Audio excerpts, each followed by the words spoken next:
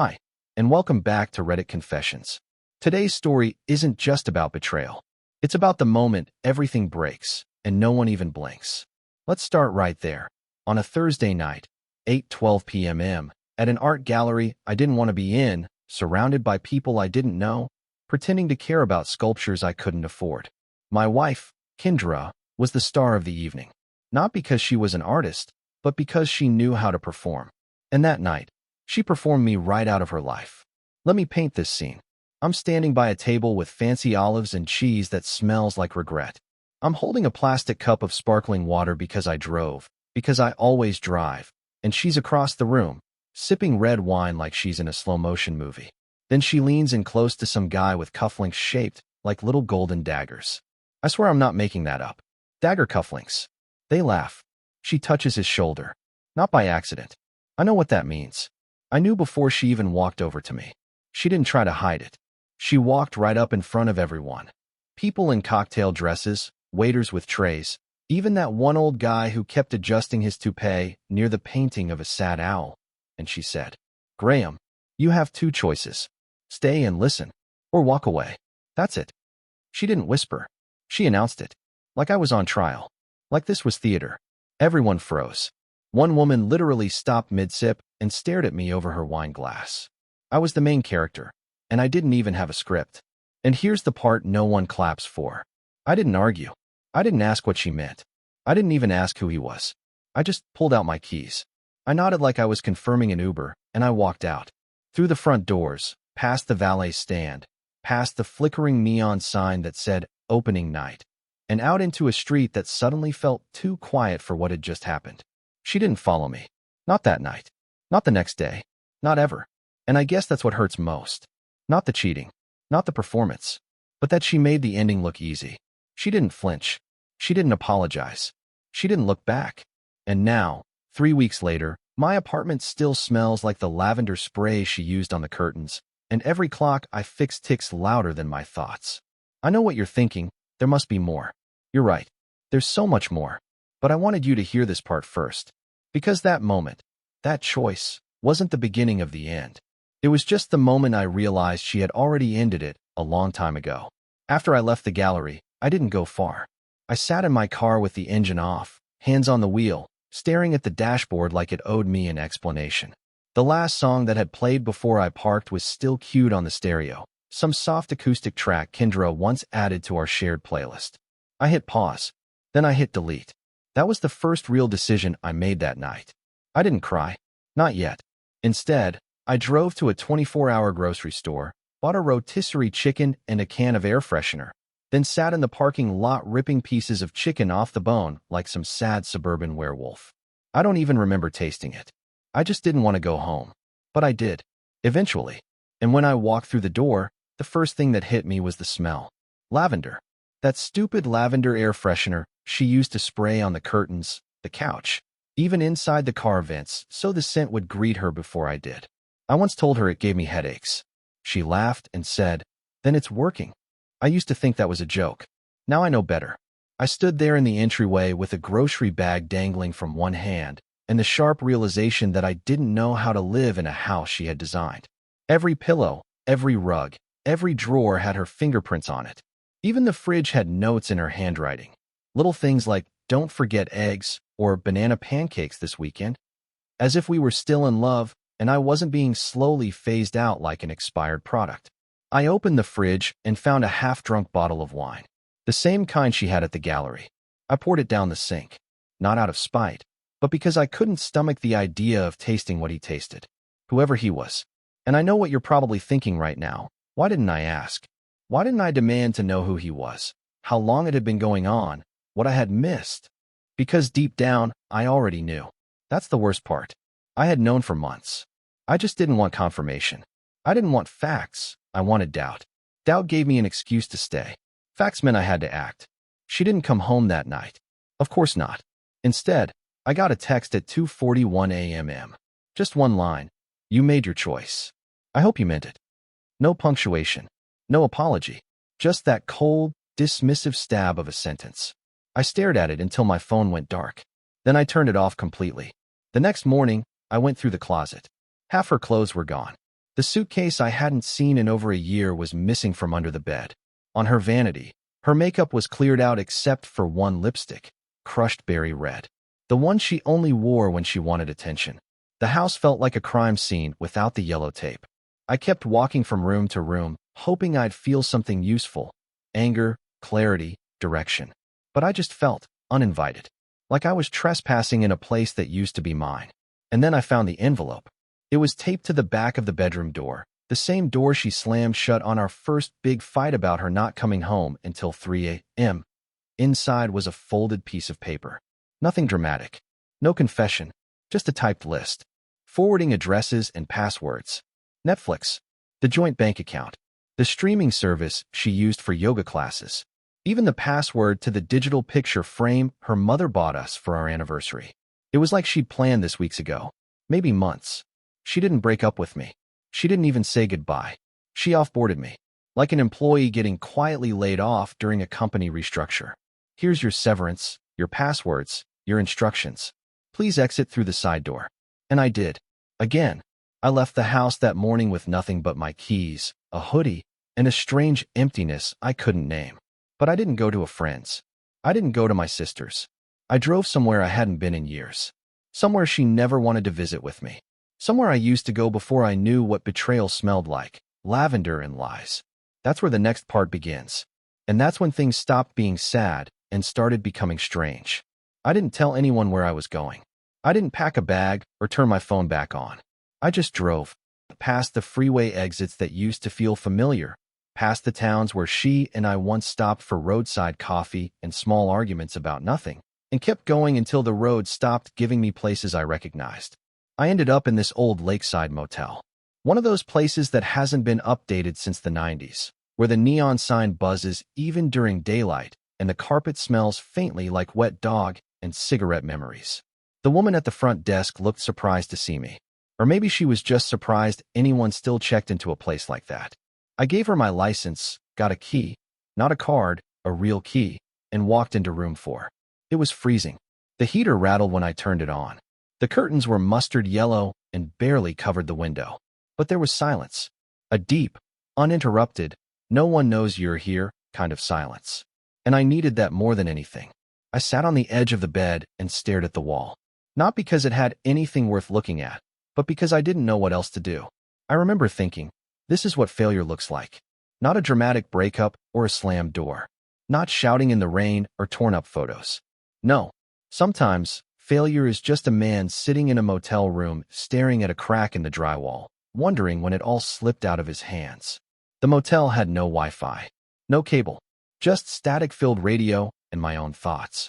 I tried to sleep, but every time I closed my eyes, I'd see her face at that gallery, illuminated by fake chandelier light, lips curled into that half-smile she always used when she knew she had the upper hand. The words echoed, stay and listen or walk away. And the way she said it, like she wasn't just ending a relationship, but staging a final act. I don't remember falling asleep, but I woke up at 3:46 a.m. with a sharp jolt, like someone had slammed a door inside my chest. The room was dark, save for the blinking red light on the smoke detector. And in that silence, I realized something that chilled me deeper than the cold bed sheets. She had planned everything. The gallery event, the public confrontation, the timing, even the list of passwords. This wasn't impulsive. It was curated. She wanted me to walk away, to leave her without resistance so she wouldn't have to bear the guilt of ending things like a decent person. And the worst part? I let her. I made it easy. I didn't ask for answers. I didn't scream. I didn't even cry in front of her. I gave her the performance she wanted, the defeated, silent exit. But I couldn't keep pretending this was just about her. Because the truth is, I let myself disappear a long time ago. Somewhere between our 4th anniversary and the second time she told me I should smile more, I stopped existing in my own life. I became a placeholder. A dependable, soft-spoken man who folded her laundry, paid her credit card bills, and never questioned why she had lipstick on when she claimed she'd spent the night editing pitch decks. I enabled the slow erasure of myself, one polite nod at a time. But sitting in that cheap motel room, with a heater rattling like it might burst into flames, something strange happened. For the first time in months, maybe years, I wanted to feel something real. Not rage. Not revenge. Not some inspirational quote about closure. Just something honest. I stood up. I looked in the mirror. I barely recognized myself. And I said out loud, because no one else was around to hear it, "What if she did you a favor?" It sounded insane. But the words hung there, stubborn and heavy. Because maybe she did. Maybe her cruelty was the first honest thing she gave me in years. And maybe, just maybe, I wasn't as powerless as I had believed. What happened next wasn't brave. It wasn't cinematic. But it was real. It started with a single phone call I never thought I'd make, to someone I hadn't spoken to since the day of our wedding. The voice on the other end of the line said, "Well, look who finally crawled out of the fog." And that's when the story took a turn I never saw coming. The voice on the other end of the line belonged to Jules, my former best friend, who also happened to be my sister's ex. I hadn't spoken to him in almost a decade, not since a night that ended with broken glasses, accusations, and a silence we both honored like it was carved into stone. But that night, standing barefoot on sticky motel carpet with my life in pieces, I called him. I don't know why. Maybe because I knew he'd answer. Maybe because I needed someone who remembered who I used to be before I forgot. Or maybe because he was the only one I hadn't lied to about how perfect my marriage was. He didn't even say hello. Just that one line. "Well, look who finally crawled out of the fog." No venom. No judgment. Just a tired familiarity. The kind that sneaks up on you like an old coat that still fits after all these years. I sat back on the bed and said the only thing I could say. I left her. Jules didn't ask why. He didn't need to. Somehow, I think he always knew the truth before I did. After a pause, he said, "Where are you?" "Motel off, Route 83. Room 4. I'll be there in 2 hours." And he was. 2 hours and 12 minutes later, his beat-up Navy pickup rolled into the lot and parked under a flickering lamp. I watched from the window like a child waiting for a parent after detention. He knocked twice. I opened the door. We didn't hug. We didn't exchange long, emotional lines. He looked me up and down, noticed the half-eaten rotisserie chicken on the dresser, then pointed at the ancient vending machine outside. "You want a Dr. Pepper, or are you still pretending to like sparkling water because she thought it was classy?" I almost laughed. Almost. We sat on the hood of his truck, sharing warm sodas and watching fog roll off the lake in the distance. And for the first time in what felt like years, I didn't have to pretend. I told him everything. The gallery. The line she delivered like it was a stage cue. The passwords. The silence. The lavender. He didn't interrupt. He just listened with his arms crossed and eyes fixed on the horizon. When I finally finished, he took a deep breath and said, "You know what's funny? She never beat you. Not really. You handed her the knife and asked if she needed help aiming." It stung. Because it was true. "I was trying to keep the peace," I said. "No. You were trying to keep her. Peace had nothing to do with it. You bent so far to keep her smiling you forgot you had bones." We sat there in silence again.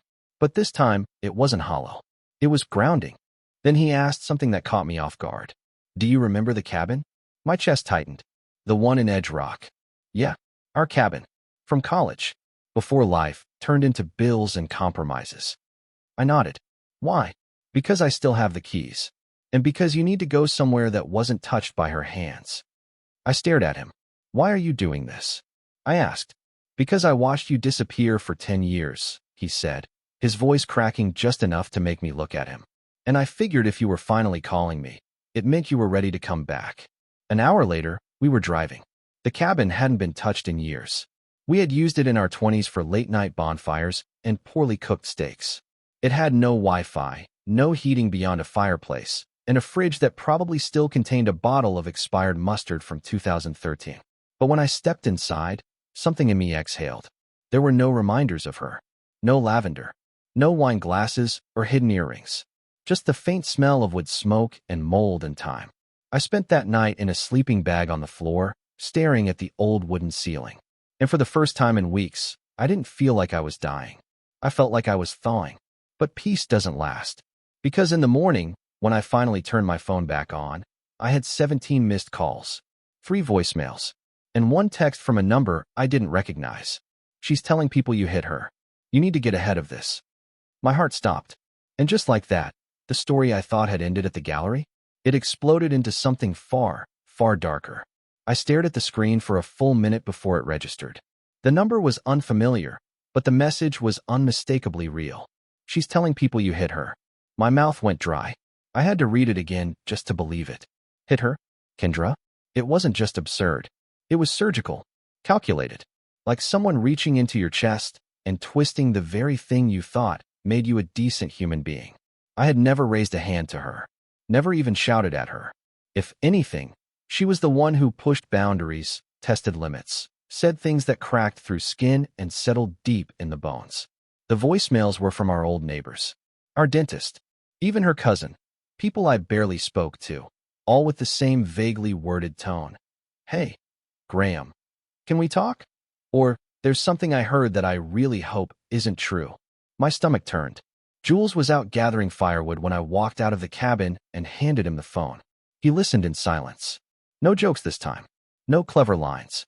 Just that slow, quiet burn in his expression I remembered from back when someone once stole his motorcycle and dumped it in a river. She's not just ending the marriage, he said flatly. She's rewriting it. And I knew then, it wasn't about me leaving the gallery. That was her opening scene.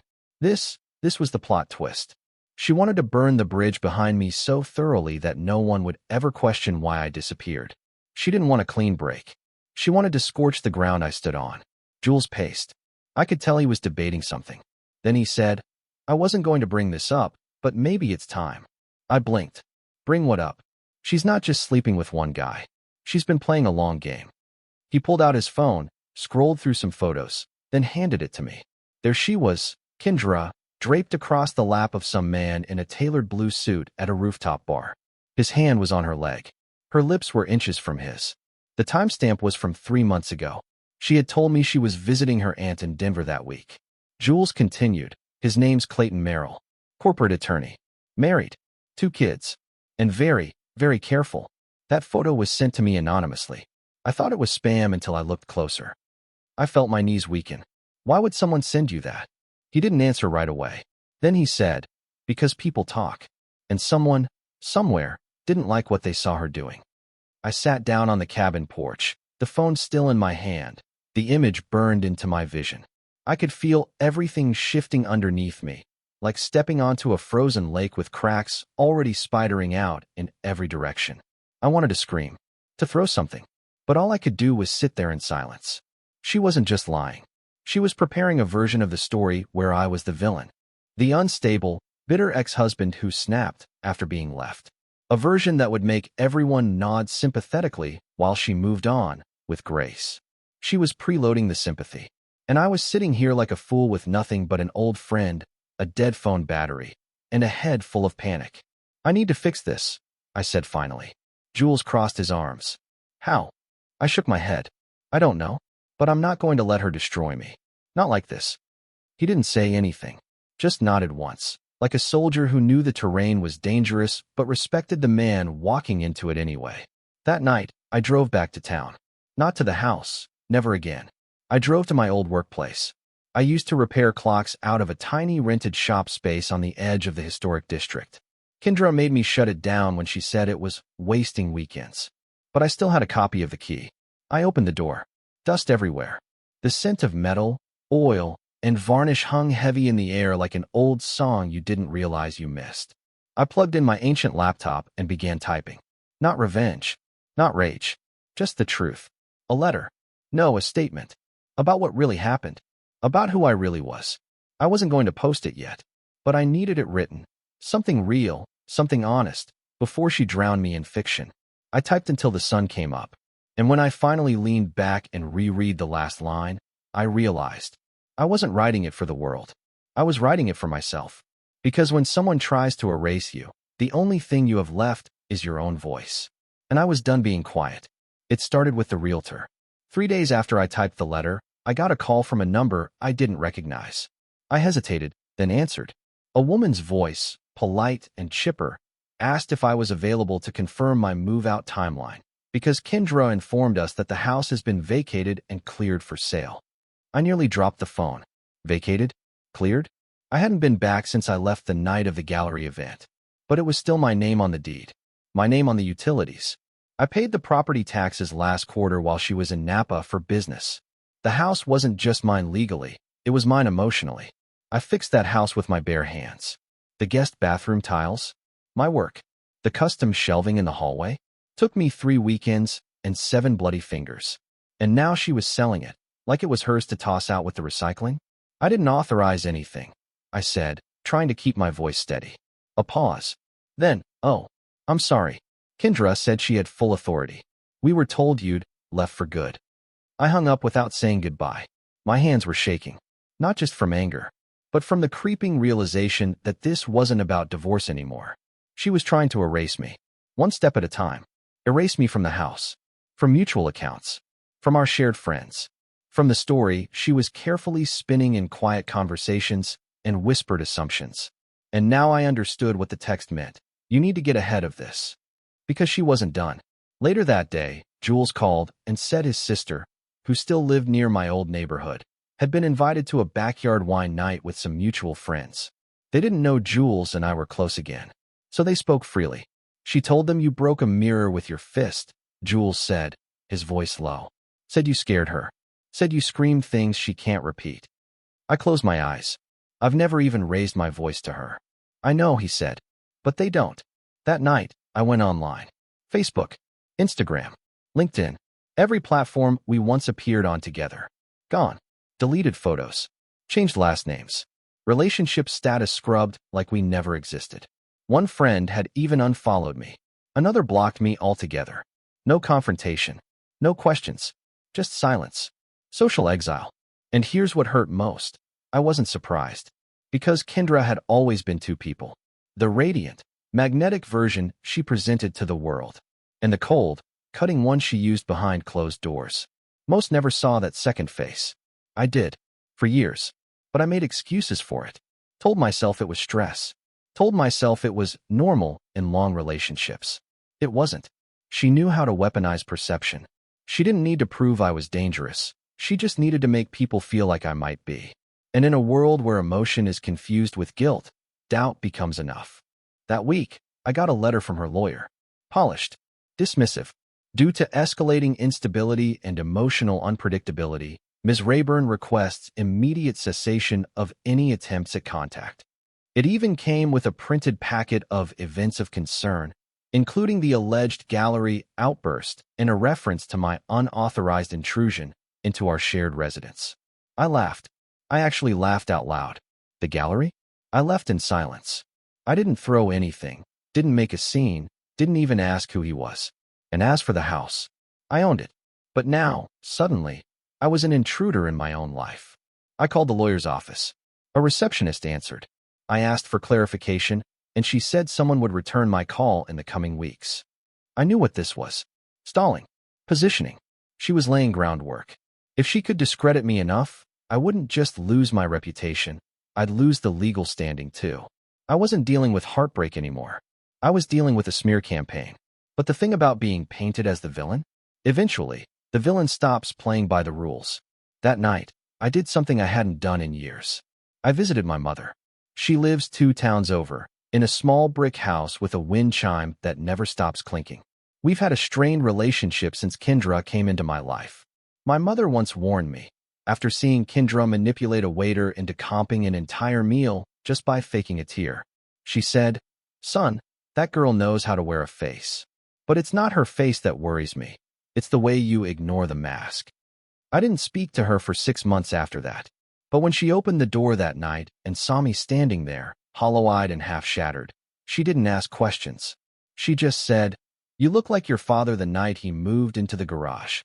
We stayed up until dawn, and when I told her everything, finally, painfully, she said, "Then it's time the world heard your version."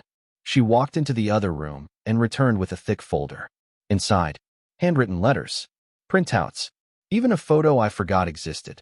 Kendra, 6 years ago, drunk on champagne at a holiday party, whispering into the ear of a man who was very much not me. "Why do you have this?" I asked. My mother smiled, but it wasn't a happy smile. Because mothers don't forget. That was the moment it clicked. If Kendra wanted war, I wasn't going to fight it with fire. I was going to fight it with truth. Truth is funny. When spoken too late, it sounds like damage control. But when spoken with precision, without rage, without bitterness, just clarity, it becomes something else entirely. It becomes evidence. That's what I set out to do. After that night at my mother's house, I didn't sleep. I sat at her kitchen table, surrounded by yellowed paper, fading photos, and silent confirmation that I hadn't imagined the last 10 years. Kendra hadn't just been cruel in private. She'd been strategic in public. Charming when she needed to be, distant when no one was looking, vicious when I wouldn't fight back. That's what made her dangerous. She never needed to scream. She just needed people to believe she wouldn't lie. So I began to write. Not in a journal. Not in a rage post. I wrote a detailed timeline. Cold. Factual. Documented. Where she claimed I had emotional episodes, I included therapist invoices with her name listed as the referred party. Where she claimed I stormed out of events, I added photos from friends' pages, me smiling at the same event, still there long after she'd wandered off. Where she said I was unstable, I included character references. My landlord, my old manager, even a pastor she once convinced to write a wedding blessing, who had since admitted, off the record, that she gave him a script. It took 3 days. At the end of it, I had a 42-page document. No ranting, no threats, just the truth. I sent it to her lawyer. Then I waited. The silence was immediate and loud. 2 days later, Jules called. Someone's nervous, he said. She's been messaging people to clarify things. I checked. He was right. Messages started popping up, mutual friends getting polite, overly polished updates that she and I had a complicated situation, but were working through things privately. Working through things? No. She was doing damage control. The lawyer finally responded, this time with a far more cautious tone. They proposed mediation. Quick, clean. No press. No fault. But I wasn't interested in vindication. I didn't need people to rally behind me or post inspirational memes about choosing yourself. I just wanted my name back, my voice, and the right to walk into a room without wondering who thinks I'm dangerous because someone more photogenic decided to cry on cue. So I agreed to mediation under one condition. She retracts the abuse claim. Publicly. In writing. Circulated to every person her lawyer sent that first message to. Including the people she quietly whispered it to at wine nights and lunch dates and fake yoga retreats. They pushed back. Of course they did. But then I dropped the photo. The one from Jules. Her and the married attorney, Clayton Merrill. Timestamped. Geotagged.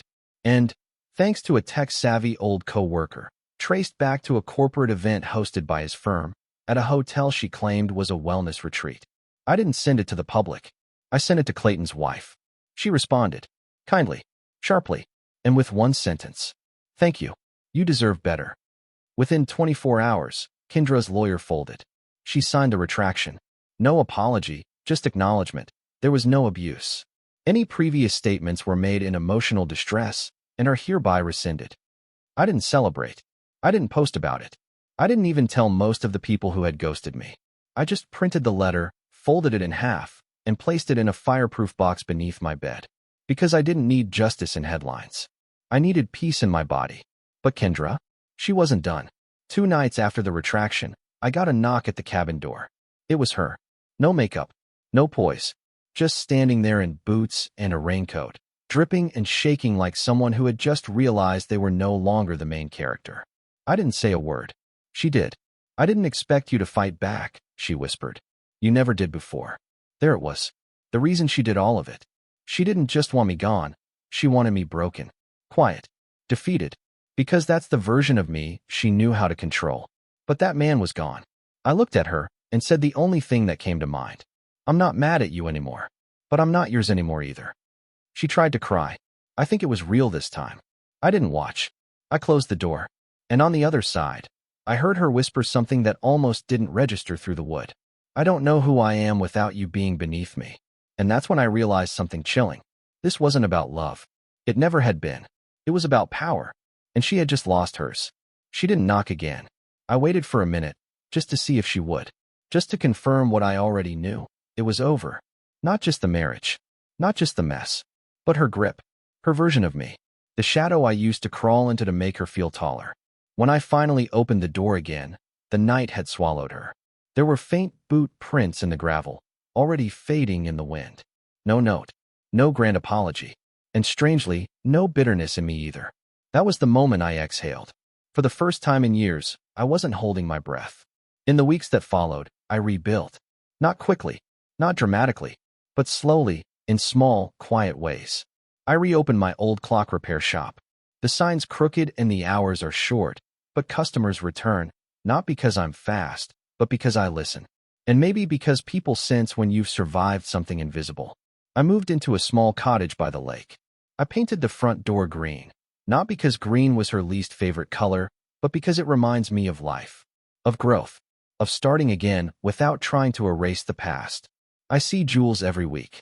We talk about books now, not battles.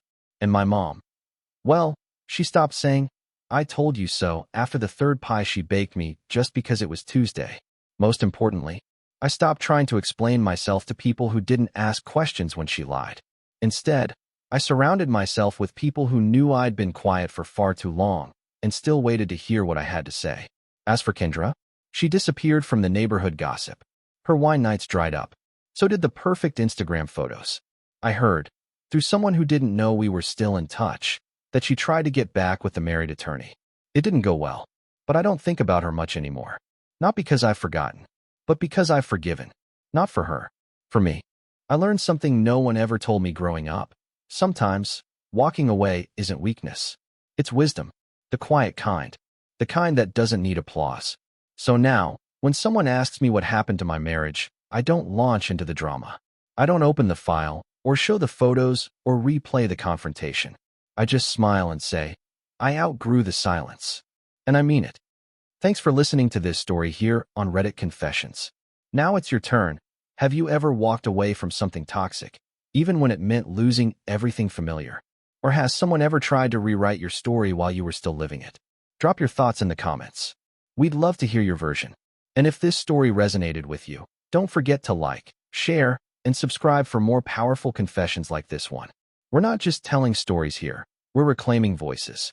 Until next time, stay honest. Reddit Confessions.